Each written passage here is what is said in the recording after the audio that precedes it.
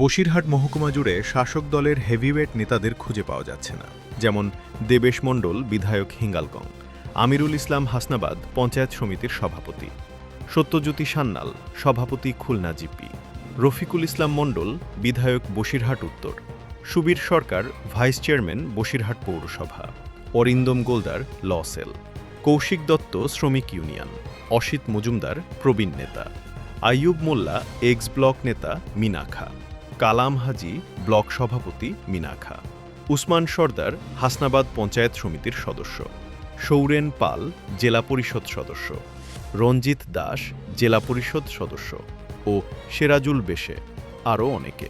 তবে কি তৃণমূলের মহকুমা জুড়ে ভরাডুবি ঘটতে চলেছে? সেই ফাঁকে বিজেপি প্রত্যাশা ছাড়া আসন বেশি পেতে চলেছে। সমান তালে আঞ্চলিক নতুন দল নওশাদ সিদ্দিকী, আইএসএফ, একাধিক আসন নিজেদের ঝুলিতে নেওয়ার লক্ষ্যে লড়ে যাচ্ছেন। পিছিয়ে নেই কংগ্রেস তৃণমূলের দলত্যাগী বিধায়ক আব্দুর রহিম ওরফে দিলু। কংগ্রেস প্রার্থী হয়ে আশাবাদী বসিরহাটে খাতা খোলার জন্য আপ্রাণ প্রচেষ্টা চালিয়ে যাচ্ছেন। সবকিছু দেখতে অপেক্ষা করতে হবে ৪ তারিখ কী হতে চলেছে।